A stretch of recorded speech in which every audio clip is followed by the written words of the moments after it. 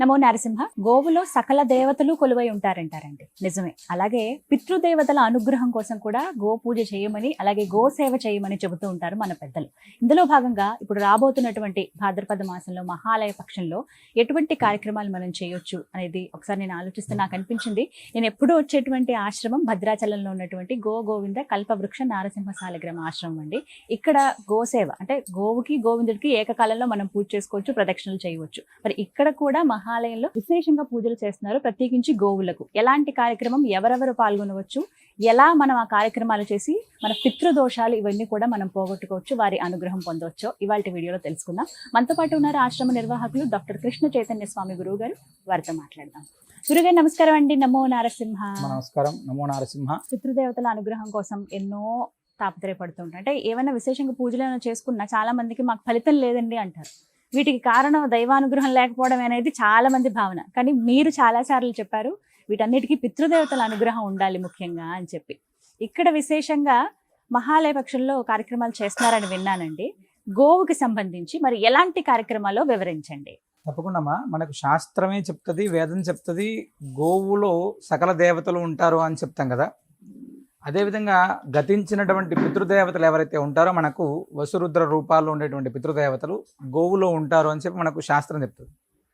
సాధారణంగా గో ప్రదక్షిణ చేస్తేనే భూ ప్రదక్షిణ చేసినటువంటి ఫలితం ఉంటుంది అని చెప్పి మనకు వేదం చెప్తుంది.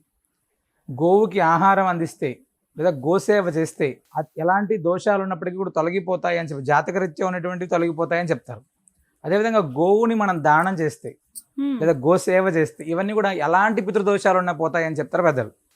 అంటే మన ఆశ్రమంలో ప్రతినిత్యం కూడా స్వామివారి సన్నిధిలో ప్రాతకాలంలోనే విశేషమైనటువంటి గోపూజ ఉంటుందమ్మా. ప్రతిరోజు విశేషమైనటువంటి గోపూజ ఉంటుంది. భక్తులు పాల్గొనొచ్చా? ప్రత్యక్షంగా ప్రతిరోజు స్వామివారి గోపూజ, అనంతరమే కల్పవృక్ష నరసింహ స్వామివారికి విశేషమైనటువంటి పూజ, ఈ రెండు ఉంటాయి. మహాలయ పక్షాల్లో 15 రోజులు కూడా భాద్రపద బహుళ పాడ్యమి నుంచి అమావాస్య దాకా 15 రోజులు కూడా విశేషమైనటువంటి గోపూజ ప్రాతకాలంలో, అంటే ఏదైతే తర్పణ శ్రాద్ధ కార్యక్రమాలు చేసే కంటే ముందుగానే చాలా విశేషంగా వత్స సహితంగా అంటే దూడతో ఉన్నటువంటి గోవుని విశేషంగా పూజించమని చెప్తారు. ఆ విధంగానే మనం ఇక్కడ గోసేవ అనేటువంటిది ప్రత్యేకంగా చేస్తున్నాము. అవునమ్మా. అంటే ప్రత్యక్షంగా మనం గోదానం చేసుకోవాలి అనుకునేటువంటి వాళ్ళు ఇక్కడ గోదానం చేసుకోవచ్చు. అదేవిధంగా మేము ఈ 15 రోజుల్లో కూడా గోసేవ చేస్తాం, లేదా గోవుకి ఆహారాన్ని అందిస్తాం. అంటే మా పితృదేవతల ప్రీతిగా గోసేవ చేస్తాం, లేదా గోవుకి ఆహారాన్ని అందిస్తాం అని చెప్పుకుంటే ఎవరైనా ప్రత్యక్షంగా వచ్చి గోసేవ చేసుకోవచ్చు, ఆ గోవుకి ఆహారాన్ని పెట్టచ్చు. లేదా పరోక్షంగా మేము రాలేం, మా పేర్ల పైన గో పూజ చేయండి అంటే గోపూజ అనేటువంటిది 15 రోజులు కూడా చాలా వైభవంగా ఉంటుందమ్మ. అంటే గోవు అనేటువంటిది మనకు వేద ప్రమాణమైనటువంటిది, కామధేనువు అని చెప్తాం మనం. అలాంటి కామదేవును పూజించాలి అంటే కూడా నిజంగా మన పూర్వజన్మ సుకృతం అనేటువంటిది ఉండాలి. చాలామంది గోవుకి ఆహారం పెట్టేటువంటి క్రమంలో చాలా ఆనందపడుతుంటారు. అంటే వాళ్ళ చేతులతోటి వాళ్ళు పెడుతుంటే వాళ్ళు పడే ఆనందం చాలా అత్యద్భుతంగా ఉంటుందమ్మా. గో సన్నిధిలో ఒక 10 నిమిషాలు మనం ఉంటే ఎలాంటి స్ట్రెస్ అయినా కూడా పోతుంది. మా దగ్గరికి చాలామంది అంటే ఆది వ్యాధుల ప్రభావం ఉండేటువంటి వాళ్ళు చాలామంది ఇక్కడ స్వామి సన్నిధిలో గోసేవలో ఉండేటువంటి వాళ్ళు చాలామంది అమ్మ. ఉదయం నుంచి రాత్రి దాకా ఏదో ఒక సేవ చేస్తుంటారు. గోవుల్ని కడగడం కావచ్చు, ఇక్కడ ఉన్నటువంటి ఆవు పేడ తీయడం కావచ్చు, ఇవన్నీ చాలా మంది వచ్చి సేవ చేసుకుంటుంటారు. చాలా అద్భుతమైనటువంటి సేవ. అలా ఇక్కడ ప్రతినిత్యం కూడా మహాలయ పక్షాల్లో అయితే ఖచ్చితంగా ఎక్కడ ఉన్నటువంటి వాళ్ళైనా కూడా గోసేవ చేసుకోవచ్చు. మేము ప్రత్యక్షంగా వచ్చి గోదానం చేసుకుంటాం. అంటే చాలా ఎక్కువ ఖర్చు పెట్టుకోకుండా అవకాశం ఉన్నటువంటి వాళ్ళు గోదానం చేసుకోవడం అంటే వైతరిణిని దాటిస్తుంది అని చెప్తారు గోవు. కాబట్టి అలాంటి గోవుని దానం చేసుకుంటాం మా పితృదేవతల అనుగ్రహం కోసం. తప్పకుండా ఇక్కడ చేసుకోవచ్చు. అంటే మీకు ఇక్కడ గోవుని తీసుకొచ్చి ఇచ్చేయచ్చు, గోవుని తీసుకొని వచ్చి ఇవ్వచ్చు. ఉన్నటువంటి గోవుకు సంబంధించినటువంటి గోవుని దత్తత తీసుకొని దాన్ని దానం చేసేటువంటి క్రమం ఏదైనా చేసుకోవచ్చు. ఎలా అయినా కూడా అంటే గోవుకి ఆహారాన్ని అందించాలి అంటే ఖచ్చితంగా చాలా ఖర్చుతో కూడుకున్న పని. దాన్ని ఎవరైనా చేయొచ్చు. సుమారుగా ఎంత అవుతుందండి నెలకి ఒక గోవుని దత్తత తీసుకుని ఇలాగ వాటికి రక్షణ? 5,000 పైన అవుతుందమ్మా. 5,000. ఎందుకంటే దానికి ఆహారం గడ్డి ఒక నెలకి అలా ఏదైనా కార్యక్రమం మనం చేసుకోవడానికి ఇక్కడ అవకాశం ఉంటుందమ్మా. గరుకు స్తంభానికి సంబంధించినటువంటి విషయానికి వస్తే మనం చాలా ప్రవచనాల్లో వింటుంటాం. అంటే కామన్ గా గరుకు స్తంభం ఎందుకు వేస్తారయ్యా అంటే, మేము సాధారణంగా గరుకు స్తంభాలు గోశాలలో నాటేటువంటి ఈ పూజ చేసేటువంటి క్రమంలో చాలాసార్లు చూసాము. ఈ గోవు అనేటువంటిది మనకు ఎక్కడ దొరదొచ్చినా కూడా దాన్ని తోకతో కొట్టుకొని దాన్ని చేసుకుంటుంది. గంగడోలు, చెవులు, తల ఇలా వచ్చినప్పుడు దీనికి ప్రత్యేకంగా రుద్దుకుంటుంటుంది. అవునండి. ఈ రుద్దుకునేటువంటి క్రమంలో వాటి యొక్క వెంట్రుకలు కింద పడితే ఆ పితృదేవతలు ఎంతమంది అయితే అప్పుడు దాకా ఉండేటువంటి నరకంలో ఉంటారో లేదా వాళ్ళకు ఉత్తమ గతులు లేవో వాళ్ళు స్వర్గానికి వెళ్తారు అని చెప్తారు పెద్దలు. పెద్దలు చెప్పేటువంటి ప్రవచనాల్లో ఉండేటువంటిది. అయితే నేను ప్రత్యక్షంగా చూసినటువంటి విషయాలు ఏంటి అంటే, మా దగ్గరికి చాలా మంది మా పోయిన మహాలయ పక్షాల్లో గరుకు స్తంభం వేసుకోవడానికి వచ్చు లేదా వేసినటువంటి దానికి వచ్చి పూజ చేసుకున్నటువంటి వాళ్ళు ఒక అమ్మాయికి భద్రాచలం నుంచి ఆ అమ్మాయిని వేరే ఊరికి ఇచ్చారు. సుమారు 14 సంవత్సరాలైంది సంతానం లేక. చాలా దాంపత్య జీవితంలో ఇబ్బందులు కావచ్చు, ఇలా సంతానంలో ఇబ్బందులు చాలా. ఆ అమ్మాయి వాళ్ళు వచ్చి గరుకు స్తంభానికి ఈ మహాలయ పక్షాల్లో వేసి ఈ గరుకు స్తంభాన్ని వేసి పూజ చేసుకొని వెళ్ళిన తర్వాత ఆ అమ్మాయికి ఇప్పుడు 7వ నెల అమ్మ. 14 సంవత్సరాల తర్వాత ఆ అమ్మాయికి సంతానం. IVFలు కానీ ఎలాంటి ట్రీట్మెంట్లు లేకోకుండా భగవద్ అనుగ్రహం అనేటువంటిది కలిగి వచ్చినటువంటి సంతానం. అంటే నిజంగా ఇది గొప్పది. అంటే నేను ప్రత్యక్షంగా చూసినటువంటి విషయం, ఎవరో చెప్తే చూసింది కాదు. అంటే పితృదేవత అనుగ్రహం అనేటువంటిది ఖచ్చితంగా గరుకు స్తంభం వేస్తే కలుగుతుంది అని చెప్పి నేను నమ్మాను. ఇందులో ఎలాంటి సందేహం లేదు.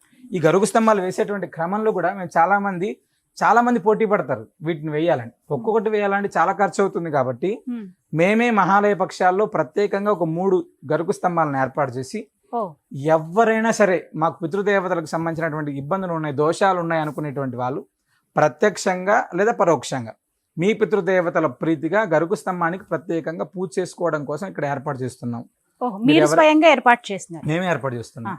అంటే ప్రతి ఒక్కరు కూడా ఇంత పెద్ద గరుకు స్తంభం వేయాలంటే చాలా ఖర్చుతో కూడుకున్నటువంటి. అదే అడగాలనుకున్నానండి. మేము వెచ్చించగలమండి, మాకు అసలు చాలా ఇబ్బందులు ఉన్నాయి, మేము ఒక గరుకు స్తంభాన్ని ఏర్పాటు చేయాలనుకుంటున్నాం అని ఎవరైనా భక్తులు అనుకుంటే గనక ఎలా, దానికి సంబంధించిన ప్రక్రియ ఎంత ఖర్చు అవుతుంది? అంటే ఒక గరుకు స్తంభాన్ని మేము ప్రత్యక్షంగా మేమే వేసుకోవాలి అనుకుంటే చాలా ఖర్చుతో కూడుకున్న పని. ఒక గరుకు స్తంభం సుమారు 18,000 నుంచి 22,000 దాకా ఉంటుందమ్మా. అలా చాలా ఖర్చుతో కూడుకున్న పని. అలా కాదు, ఎవరైనా సరే చేసుకోవాలి. గరుకు స్తంభానికి సంబంధించిన రోజు ఎవరైనా వేసుకోవాలంటే ఆశ్రమం తరపుననే ప్రత్యేకంగా మహాలయ పక్షాలు స్టార్టింగ్ రోజు వేస్తున్నాం. ఎవరైనా ఆ 15 రోజులు వచ్చి ప్రత్యక్షంగా వాళ్ళు పూజ చేసుకోవచ్చు, లేదా పరోక్షంగా మా పితృదేవతల ప్రీతిగా పూజ చేయండి. ఖచ్చితంగా ఈ 15 రోజులు చేస్తారమ్మా. ఇదొక అవకాశం అండి నిజంగా. ఎందుకంటే చాలా మందికి ఆతృత ఉంటుంది, అన్ని గరుకు స్తంభాలు వేయడం ఇబ్బంది అవుతుంది. కాబట్టి ఈ విధంగా అయినా ఆ డబ్బును ఏదైతే ఉందో అది గో సంరక్షణకు ఉపయోగపడేటువంటి విధంగా ఉంటుంది. మనం గరుకు స్తంభం వేసినటువంటి పుణ్యం వస్తుంది, గోవుకి ఆహారాన్ని అందించినటువంటి పుణ్యం మనకు 2 వస్తాయి. కాబట్టి ఖచ్చితంగా ఆ విధంగా ఏర్పాటు చేస్తున్నాం, ఎవరైనా ఉపయోగించుకోవచ్చు. ఈ 15 రోజులు ఇది ఒక మంచి అవకాశం. అవునమ్మా. మొదటి రోజు ఇప్పుడు 7వ తారీఖే ఈ కార్యక్రమం అంతా చేసేస్తారు కదండి. 7వ తారీఖే గరుకు స్తంభాలు ఫిట్ చేయాలమ్మా. ఇవి పూర్తిగా సుమారు చాలా బరువు ఉంటది. ఈ ఫిట్ చేసిన తర్వాత 8వ తారీఖు నుంచి కూడా మనం ఈ కార్యక్రమంలో పాల్గొనవచ్చు. స్వయంగా రావచ్చు, వచ్చి చక్కగా స్వామిని దర్శించుకోవచ్చు, ఈ కార్యక్రమంలో కూడా ప్రత్యక్షంగా వచ్చే వాళ్ళు రావచ్చు, గోపూజ చేసుకోవచ్చు, గరుకు స్తంభం పూజ చేసుకోవచ్చు. లేదు పరోక్షంగా పాల్గొనాలనుకుంటే తప్పకుండా నృసింహ సేవావానికి సంబంధించిన నెంబర్ని సంప్రదిస్తే వాళ్ళు నోట్ చేసుకుంటారు, పూజ చేస్తారు. వీటికి ఎలా అండి మరి, ఎంత ఖర్చు అవుతుంది పూజకి? వీటికి చాలా తక్కువ అమ్మా. అంతేనా? చాలా తక్కువ, అంటే చాలా తక్కువలోనే పూజ చేసుకునేటువంటి కార్యక్రమాన్ని మనం ఏర్పాటు చేస్తాం. అయితే వీటికైతే స్వయంగా రావాల్సి ఉంటుంది. ఆ క్రమంలో ఎవరి నా పేరు గోత్రం వారివే ఇవ్వాల్సి, వారికి సంబంధించినటువంటి ఎవరైతే వేస్తున్నారో వాళ్ళకి సంబంధించినటువంటి పేర్లు, పితృదేవతల ప్రీతిగా దానికి సంబంధించిన ప్రత్యేకమైనటువంటి సంకల్పం, పూజా విధానం ఇవన్నీ ఉంటుందమ్మా. ఆ విధంగా పూజ చేసుకోవచ్చు. కానీ ఈ గరుకు స్తంభం వేసే వాళ్ళు ఎవరైతే ఉన్నారో వాళ్ళు స్వయం పాకాన్ని కూడా దానం చేయాల్సి ఉంటుంది. ఖచ్చితంగా స్వయం పాకం బ్రాహ్మణుడు ఎవరైతే చేస్తున్నారో వారికి స్వయం పాకాన్ని దానం చేస్తే అది ఇంకా విశేషమైనటువంటి స్వయం పాకం అనేటువంటి దాంట్లో ఒక రోజు మనం ఎవరైతే భోజనం చేసుకోవడానికి ఏముంటుందో మహాలయాల్లో స్వయం పాకం దానం చేస్తే చాలా మంచిదని చెప్తాం కదా. ఆ విధంగానే ఈ చేసినటువంటి బ్రాహ్మణుడికి ఈ యొక్క స్వయం పాకం ఇస్తే మంచిది అని చెప్పి ఈ విధంగా ఏర్పాటు చేస్తాం. చాలా మంది చేయలేమని బాధపడతారు, శక్తి లేదని చెప్పి. అలాంటి వాళ్ళు తక్కువ ఖర్చులో చక్కగా వారి పేరు మీద పూజ కూడా చేయించుకోవచ్చు. వీటి నుంచి కూడా ఎంతో కొంత ముక్తి పొందే అవకాశం కూడా ఉంది. ధన్యవాదాలు గురుగారు, మంచి అవకాశం. నమస్కారం. వింటున్నారు కదండి, గోపూజ అనేది ఎంతో శ్రేష్టం అని అంటారు. చాలా అరుదుగా మనకి అవకాశం దొరుకుతుంది. గోవిందుడిని అలాగే గోని ఒకే చోట పూజించుకునే అవకాశం. ప్రత్యేకించి ఈ మహాలయ పక్షాలు ఏవైతే ఉన్నాయో 8వ తారీఖు నుంచి 21, 22 పాడ్యం వరకు కూడా చేస్తారు. కాబట్టి మీరు వీలు చూసుకుని చక్కగా ఈ 15 రోజుల పాటు ఈ చుట్టుపక్కలే ఉంటామండి, మేము భద్రాచలం దగ్గరలోనే, ఖమ్మం, కొత్తగూడెం అనుకుంటే గనక మీరు రావచ్చు. లేదు ఇంకో దూర ప్రాంతాల్లో ఉన్నామండి, మా గతించిన వారి తిథి ఇది ఈ 15 రోజులు అని తెలిస్తే గనక చక్కగా అప్పుడు రండి. అప్పుడు వచ్చి మీరు ఇక్కడ ప్రత్యేకంగా గరుకు స్తంభం గురువుగారు ఏర్పాటు చేస్తారు ఇక్కడ స్వామి సన్నిధిలోనే, గోశాలలోనే. మీరే ప్రత్యక్షంగా ఉండి సంకల్పం చెప్పుకుని మీ గతించిన వారి పేర్లు ఎవరైతే ఉన్నాయో అవన్నీ కూడా చెప్పుకుని మీ పేరు గోత్రాలతోటి ఇక్కడ పూజా కార్యక్రమం చేస్తారు. విన్నారు కదా, ఎన్నో సాక్ష్యాలు ఉన్నాయి. కేవలం ఒక్కరి గురించి చెప్పారు గురువుగారు. ఇలా ఎంతో మంది వాళ్ళ జీవితాల్లో మార్పులు చూసి అనుకోని సంఘటనల నుంచి బయటపడి ఇప్పుడు హ్యాపీగా వాళ్ళ లైఫ్ లీడ్ చేస్తున్న వాళ్ళు కూడా ఉన్నారండి. ఎవరికి ఉండదు సంతోషంగా ఆనందంగా ఉండాలని చెప్పి, స్వామి అనుగ్రహం ఉండాలని. మరి ఈ అవకాశం ఎవరు మిస్ చేసుకోకుండా పితృదేవతల ప్రీత్యర్థం ఈ కార్యక్రమాల్లో మీరందరూ కూడా పాల్గొనాలని కోరుకుంటున్నాను. వివరాల కోసం స్క్రీన్ మీద నెంబర్ ఇస్తున్నాను. అలాగే కంప్లీట్ అడ్రస్ ఆశ్రమానికి సంబంధించి ఇస్తున్నానండి. రాములవారి సన్నిధికి 100 మీటర్ల దూరంలోనే ఉంటుంది. తప్పకుండా వచ్చి అందరూ ఈ కార్యక్రమంలో పాల్గొనండి. నమో నారసింహ.